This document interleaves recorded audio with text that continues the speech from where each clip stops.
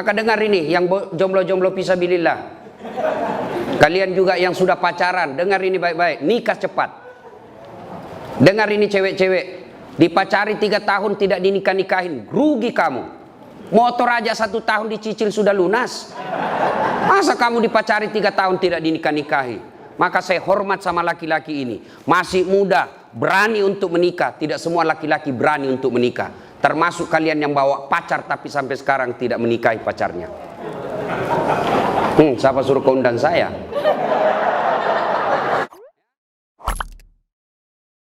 Amma ba'd. Faqad qala Allah subhanahu wa ta'ala fi kitabil karim wa huwa asdaul qailin. A'udzu billahi minasyaitonir rajim. Bismillahirrahmanirrahim. Ya ayyuhalladzina amanu dukhulu fis silmi kaffatan wa la tattabi'u khutuwatis syaitan innahu lakum adu mubin. Wahai orang-orang yang beriman, masuklah engkau ke dalam Islam secara sempurna dan janganlah engkau ikuti langkah-langkah setan, karena sesungguhnya setan itu musuh yang nyata bagi kalian. Dan saat kita ceramah seperti ini, jangan pikir tidak ada setan di tengah-tengah kita. Ada setan yang ada di tengah-tengah kita. Setannya bukan pocong, setannya bukan kuntilanak, tapi apa setan yang ada di tengah-tengah kita? Bentuknya handphone. Orang sudah ceramah masih sibuk dia menggesek. Itu setan itu ya. Simpan dulu HP-nya, sebentar kita selfie-selfie. Sebentar ya, kita dengar dulu nasihat. Insya Allah ini manfaat. Bukan nasihat dari Dasat Latif, tapi ini nasihat dari agama untuk membina perkawinan kita. Ibu bapak, saudara-saudara sekalian, teristimewa yang saya hormati pengantin baru Adinda Andi Windy Maulia dan Adinda Muhammad Gali Clay. Gel. Ya, karena kalau di Sulawesi saya baca bahasa Sulawesinya lain artinya. Ya, gele. Makanya saya kasihkan jadi gel saja toh, kalau jadi bahasa Sulawesi bahaya. Ya, yang insya Allah dimuliakan dan dirahmati oleh Allah Subhanahu wa taala, teristimewa yang punya acara pada Bapak Kombes Pol Andi Rian Jayadi beserta istri, yang insya Allah dimuliakan dan dirahmati oleh Allah Subhanahu wa taala. Ananda pengantin, pertama kita harus tahu dulu apa hukumnya nikah. Ya, ada nikah yang haram, ada nikah yang wajib. Yang haram itu yang bagaimana? Yang tidak mampu, baik secara materi maupun secara psikis. Homo, ya, gay, penyuka sesama laki-laki, tidak senang sama perempuan. Kalau dia menikah sama perempuan malah hancur, ini perempuan tidak pernah rasakan kebutuhan psikis, maka dia haram untuk menikah. Atau lesbi, penyuka sesama laki-laki perempuan, dan ini semakin banyak dan mereka eksis. Ya, ini haram. Ya. Kemudian yang wajib. Siapa yang wajib? Sudah mampu secara materi, kemudian mampu secara fisik, lalu dia juga nyerempet persinahan. Ini wajib. Siapa mereka? Sudah punya kerja, sudah punya penghasilan, sudah mapan, selalu bawa ceweknya ke sana kemari. Itu dosa kalau tidak menikah. Maka dengar ini, yang jomblo-jomblo fisabilillah, kalian juga yang sudah pacaran, dengar ini baik-baik, nikah cepat. Dengar ini cewek-cewek, dipacari 3 tahun tidak dinikah-nikahin, rugi kamu. Motor aja 1 tahun dicicil sudah lunas, masa kamu dipacari 3 tahun tidak dinikah-nikahi?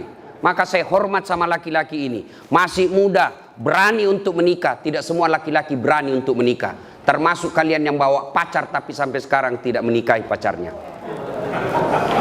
Siapa suruh kau undang saya? Ya, ini hebat ini. Benar deh. Betul, kau berani, masih muda. Mertuamu polisi pula, istrimu orang Bugis pula. Oh, luar biasa, Pak. Saya perlu kasih tahu apa artinya itu tenrisau. Itu bahasa Bugis, kalau bahasa Indonesianya tenrisau itu tak terkalahkan. Maka siap-siaplah kau menaklukkan orang yang tidak terkalahkan. Ya? Itu bahasa Bugis. Orang Bugis kasih nama itu ada filosofinya. Tenri Sau, Tenri Teta. Nah, kalau Tenri Teta itu tidak bisa dilewatin. Nah, ini Tenri Sau ini artinya tak terkalahkan.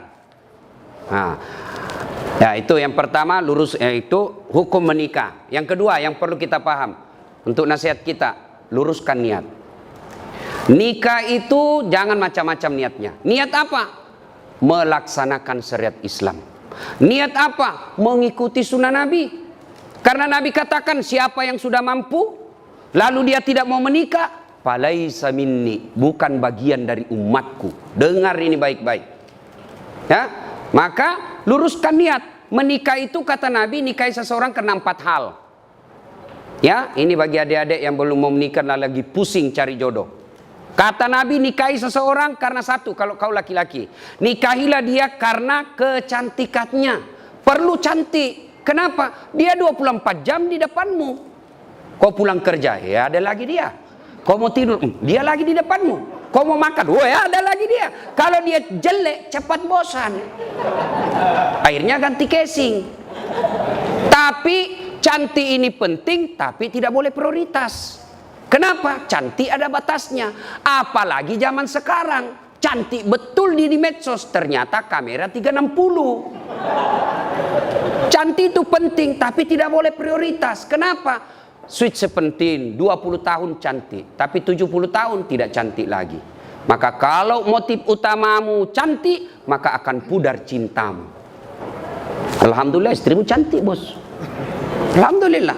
Ya, 2. Kata Nabi, nikahilah dia karena kekayaannya. Islam tidak dilarang mencari orang kaya, tapi yang dilarang materialistik. Apa itu materialistik? Menghalalkan segala cara untuk mendapatkannya. Beda agama, karena banyak uangnya dia pilih, itu namanya materialistik. Tapi cari orang kaya tidak dilarang. Tapi jangan sampai kau tidak menikah karena kau takut miskin. Tidak ada orang setelah menikah semakin miskin. Kenapa? Logika Qur'annya, satu manusia ada rezekinya. Satu manusia ada rezekinya. 1 tambah 1 pasti 2. Maka nikahlah. Jangan kau pernah menolak pernikahan karena kau tidak merasa tidak mampu.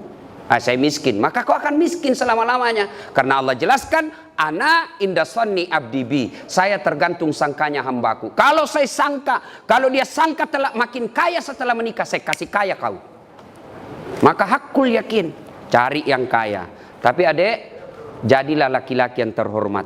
Jangan kau gantungkan hidupmu sama mertuamu. Jangan kau pikir hartanya mertuamu. Jangan, kau akan menjadi laki-laki hina. Berdiri tegak dengan kepala terhormat karena kau hidup di telapak kakimu sendiri. Itu laki-laki. Yang ketiga, kata Nabi, nikahilah seseorang karena keturunannya. Boleh cari keturunan baik-baik, tapi tidak boleh prioritas. Kenapa? Ada orang bapaknya Nabi, anaknya pengkhianat. Siapa? Nabi Nuh. Ada orang bapaknya pengkhianat, anaknya Nabi Ibrahim alaihissalam. Maka penting cari keturunan baik-baik, tapi tidak boleh jadi prioritas. Nah, yang keempat, kata Nabi, nikahilah dia karena agamanya. Ini yang prioritas. Ya, kata mahasiswa saya, Ustadz, kenapa agama nomor 4? Mestinya dia nomor 1. Saya bilang jangan salah paham dek. Hadis itu agama nomor 4, tapi dia tidak titik di situ, dia koma. Lalu ada stressingnya. Utamakan agamanya, karena dengan agama kau akan mendapat 4-4-nya.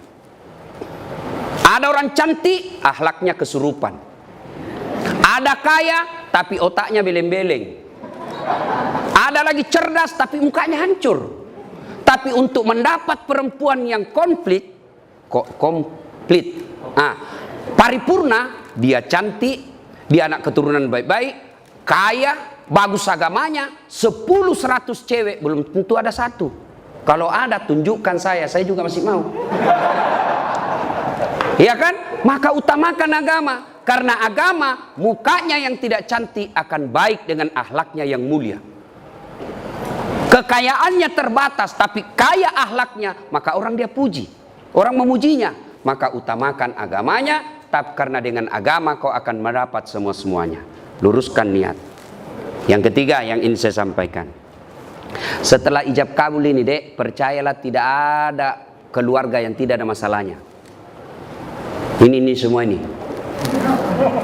Muka-muka penuh masalah rumah tangga ini semua. Ya kan? Iya, percaya.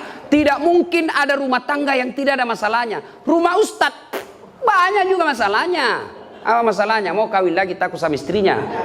Semua orang punya masalah. Jangankan ustadz, nabi aja ada masalahnya. Nabi, manusia pilihan, tidak ada dosanya, doanya pasti diijabah Allah. Apa tidak ada masalahnya? Pernah beliau 3 hari 3 malam tidak makan sampai cucu beliau Hasan Husain pucat. Dibuli, bukan lagi dibuli, diusir dari tanah kelahirannya Mekah. Siapa yang mengusirnya? Pamannya sendiri. Tuh Nabi. Bahkan pernah dalam kesetiaan rumah tangga, beliau pernah difitnah, Aisyah selingkuh. Itu rumah tangga Nabi, apalagi rumah tangga milenial. Pasti banyak masalah. Saya kasih kau contoh. Sebelum kau nikahi ini adik, apa masalahmu? Diterima ndak ya? Diterima ndak ya? Diterima ndak? Sudah, diterima. Selesai masalahmu. Oh, ada lagi masalah. Ada corona. Mau menikah ada corona. Ya, selesai menikah seperti ini, apa selesai masalah? Muncul masalah baru, mau punya rumah. Sudah punya rumah, selesai masalah, mau punya anak. Tidak ada orang tidak ada masalah. Saya kasih lagi contoh. Istri cantik, kau kira bukan masalah? Istri cantik digoda orang. Apalagi kalau suaminya jelek. Lebih masalah lagi tuh bos. Untung ini pasangan sama gagah dan cantik, klop.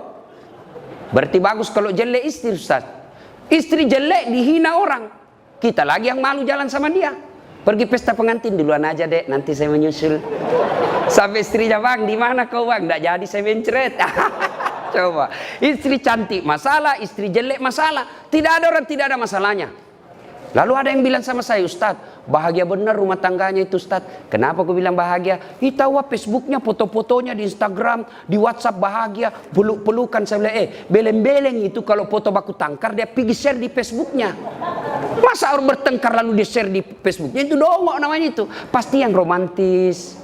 Saya itu bisa membaca psikologinya orang yang bisa baru bertengkar. Selama ini tidak pernah ada foto istrinya di medsosnya. Tiba-tiba tampil dengan mesra. Biasanya habis selesai selingkuh itu suaminya. Maka dia pasang lagi seperti itu. Hati-hati. Saya juga diprotes sama keluarga. Kenapa itu kau saya lihat tidak pernah itu wallpapermu istrimu. Tidak pernah saya lihat kau bawa foto istrimu di dompet. Saya bilang untuk apa? Nah saya sudah hafal mukanya. Orang yang tidak hafal muka istrinya itu harus lihat fotonya tiap hari. Jadi ibu-ibu yang selalu dipajang fotonya di medsos jangan terlalu percaya diri. Bisa jadi suami sudah mulai lupa muka istri. Ya, percaya dek, tidak ada keluarga yang tidak ada masalah. Nah sekarang apa sumber masalah keluarga? Ini dulu dideteksi. 1, sakwa sangka. Apa itu sakwa sangka? Sangka buruk. Telepon suami, kok tidak dijawab? Mulai gelisah. Sangka baik.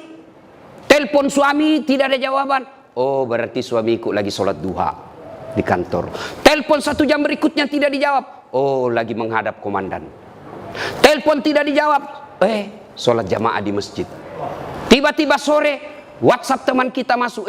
Saya lihat suamimu bonceng cewek cantik betul. Oh berarti suamiku nge-grab. Sangka baik. Saya serius ini. Ya sangka baik. Ya begitu ada temanmu kasih ke informasi, jangan langsung sangka buruk, sangka baik. Tidak semua teman kita itu niatnya baik. Jangankan orang lain, sepupu belum tentu baik. Jangankan sepupu, saudara belum tentu baik informasi dia kasih kita. Bisa jadi dengki. Siapa contohnya? Yusuf alaihissalam. Siapa yang dorong Nabi Yusuf masuk sumur? Saudaranya. Masa si Ustaz? Itu kan paman saya, saudara bapak saya. Siapa Abu Lahab?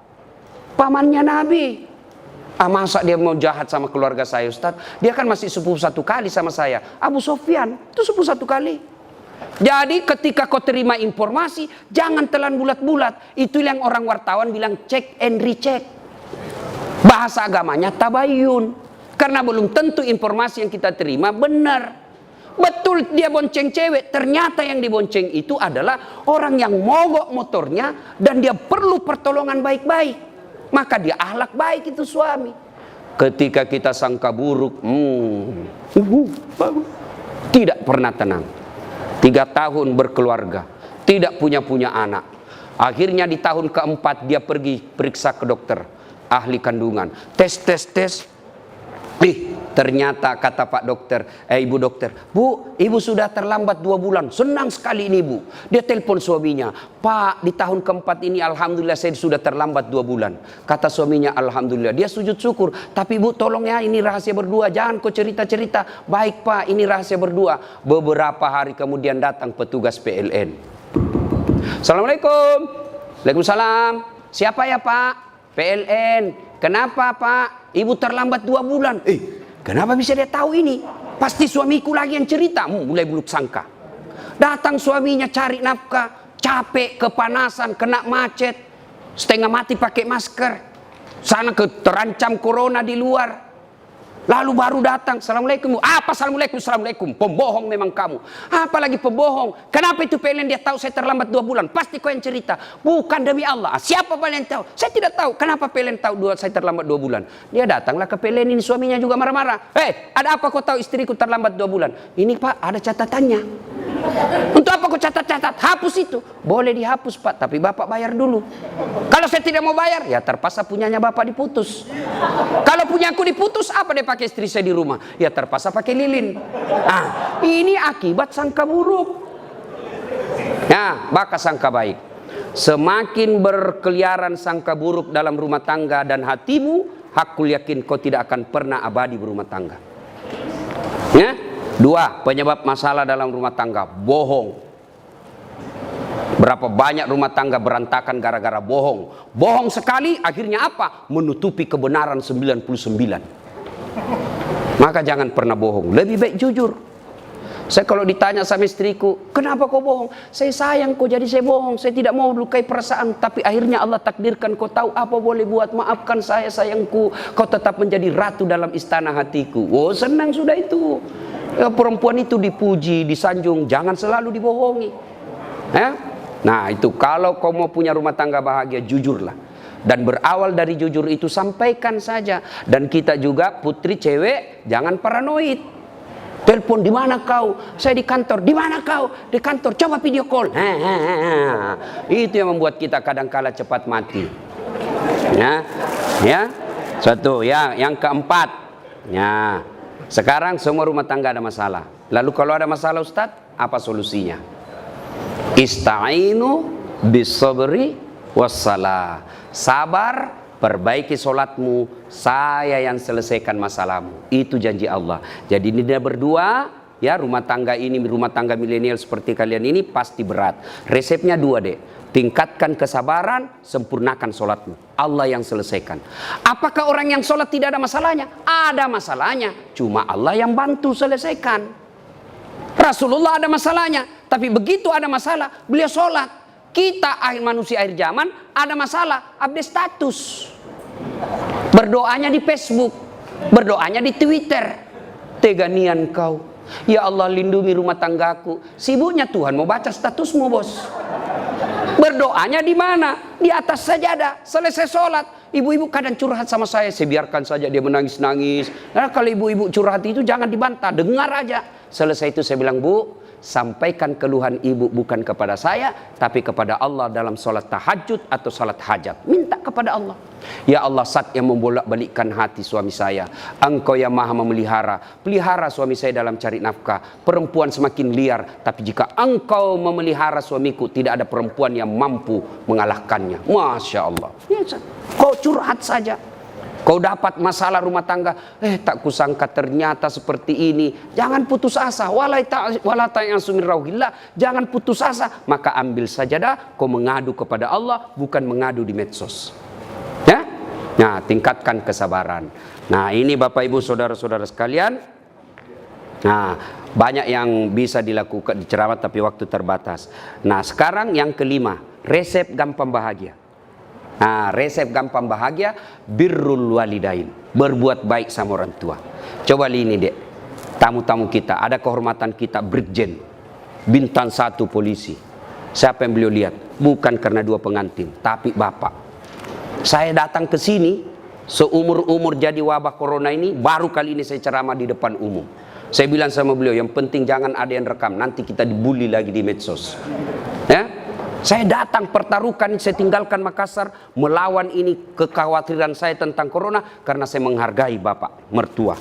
Nah, ini acara mewah seperti ini, kenapa? Karena orang tua. Jadi kalau kau mau bahagia, muliakan orang tua. Jangan cari muka sama direkturmu. Jangan cari muka sama bupati, bukan dia yang besarkan dan nikahkan kamu. Maka kalau rumus mau bahagia, muliakan orang tua. Ibu bapak yang ada rumah tangga di sini, kalau tidak pernah berhenti masalah dalam rumah tangga, barangkali penyebabnya, hakul yakin, bapak mengabaikan tanggung jawab memelihara orang tua. Ya, paling gampang, ini yang saya amalkan. 2 kali minimal telepon orang tua, kalau kita tidak serumah. Baru bangun telepon, Mak, Pak, gimana kabar? Alhamdulillah, terima kasih sudah menikahkan saya. Hari pertama. Hari-hari berikutnya, Pak, gimana kabar? Apa sarapan pagi ini? Doakan, Pak, minta doakan saya. Bu, minta doakan saya. Mau tidur, telepon lagi. Mak, gimana kabar? Ma, jangan lupa maafkan orang-orang yang salah hari ini, Mak, karena itu resep kebahagiaan dalam hidup. Coba lakukan itu dulu.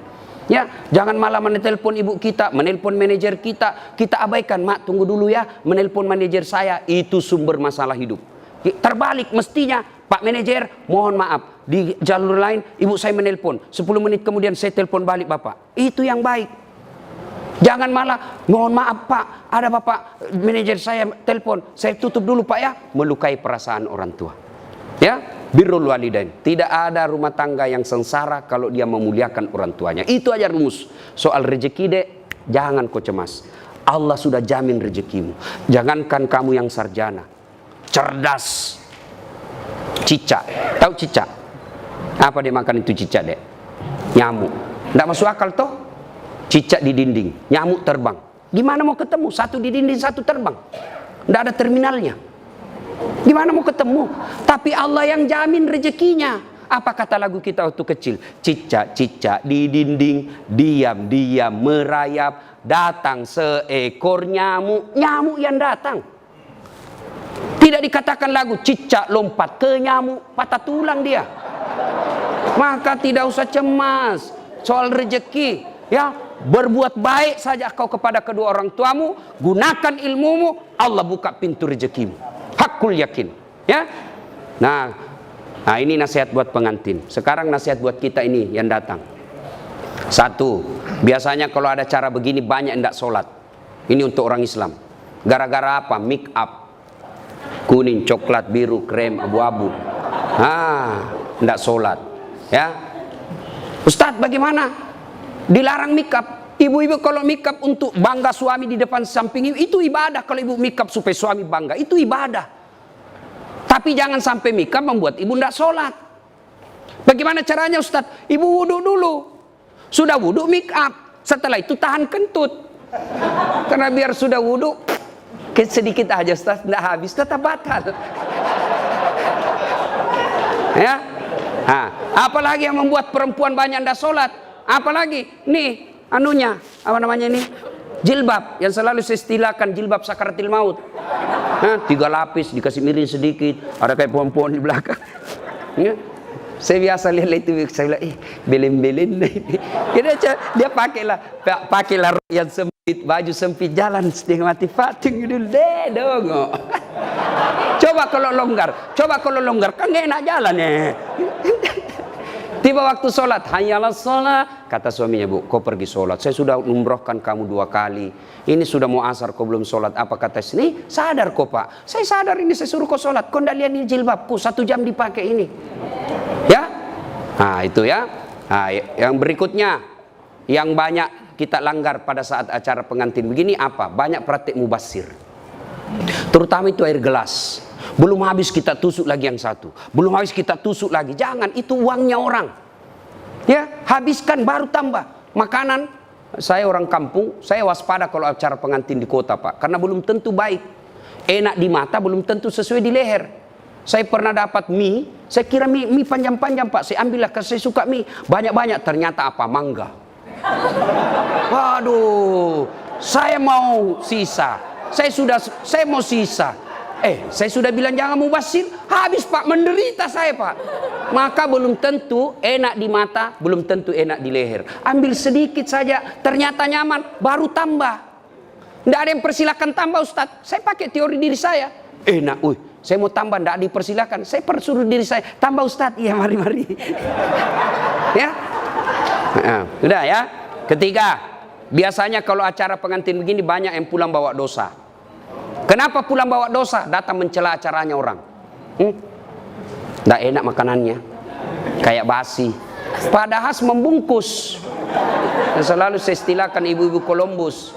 Tahu ibu-ibu Columbus? Kelompok ibu-ibu pembungkus. Ya. Kemudian ya. Sudah terakhir karena waktu terbatas ya. Ada yang saya lupa. Nah, ini Dek ya. Gley, besok-besok kamu bertengkar sama istri, jangan gampang bilang talak. Itu tidak boleh dipermainkan itu kata talak. Selama masih kau niat untuk sehidup semati dengan istrimu, marah bagaimanapun, jangan ucapkan talak. Tidak boleh dipermainkan ini. Sama tadi akad nikah. Tidak boleh saya wakili kamu, saya terima nikahnya. Jadi meskipun saya main-main. Tidak boleh dipermainkan kata talak. Jadi besok-besok kamu marah, istrimu marah, bawa saya pulang ke orang tuaku. Baiklah, saya ke rumah mertuaku. Jangan gampang bilang talak. Saya talak kamu, jatuh talak satu. Talak satu itu artinya masih boleh campur. Sama-sama malam rindu, campur halal. Tapi kau bertengkar, saya talak kamu. Keluar rumah kau banting pintumu, saya talak kamu. Jatuh talak dua. Tidak boleh campur tanpa nikah ulang. Kalau kau campur tidak nikah ulang, maka sama hukumnya kau berzina. Saya talak kamu. Keluar dari rumah dia banting pintu, saya talak kamu. Naik di motor, saya talak betul kamu. Jatuh talak tiga. Artinya harus cerai dulu, pisah, menunggu masa iddah tiga kali haid. Lalu setelah itu menikah istrinya dengan laki-laki lain. Lalu dia cerai, nunggu lagi masa iddah, baru boleh nikah kembali. Hati-hati. Jadi jangan gampang bilang talak. Bagaimana kalau istri kita bilang talaka. Sampai enggak apa-apa, biar sampai di atas pantatnya. Enggak apa-apa. Biar dari talak dari pagi sampai pagi lagi enggak apa-apa. Kenapa? Hak talak ada sama suami, bukan sama istri. Ya, demikian, mudah-mudahan ada manfaat. Ya, sebelum kita akhiri, mari kita kirimkan suratul Fatihah kepada Rasulullah Muhammad SAW. Khasiat dan keutamanya kita ikhlaskan kepada keluarga kita, anak kita, adik kita yang menikah hari ini. Mari kita kirimkan suratul Fatihah. Mudah-mudahan suratul Fatihah itu Allah berkahi rumah tangganya, dunia dan akhirat. Dan bukan cuma di dunia bahagia, juga nanti di akhirat dikumpulkan bersama keluarga besar beliau. Ila hadratin Nabi Mustafa Muhammad SAW. Al-Fatihah. Bismillahirrahmanirrahim. Bismillahirrahmanirrahim. Maliki yaumiddin. Iyyaka na'budu wa iyyaka nasta'in. Shiratal ladzina an'amta 'alaihim ghairil maghdubi 'alaihim waladdallin. Amin. Terima kasih Ibu Bapak, saudara-saudara sekalian. Demikian, semoga ada manfaat. Kalau masih mau dengar ceramah lengkap soal pernikahan, banyak ceramah saya. Nasihat kewajiban istri kepada suami, atau kewajiban suami kepada istri, kewajiban orang tua kepada anak, kewajiban anak kepada orang tua, ada di YouTube. Silakan buka channel saya, Das At Latif. Jangan lupa like and share. Terima kasih, lebih dan kurangnya mohon dimaafkan. Assalamualaikum warahmatullahi wabarakatuh.